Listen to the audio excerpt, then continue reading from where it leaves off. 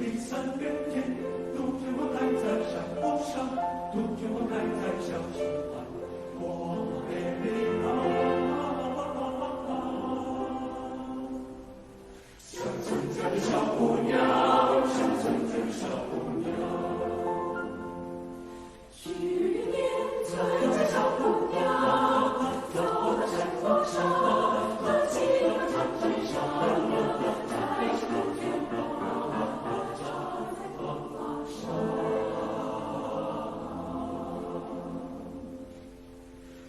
今年村家小姑娘，走到小溪旁，杜鹃花谢了又开呀，记起了战场上的情话。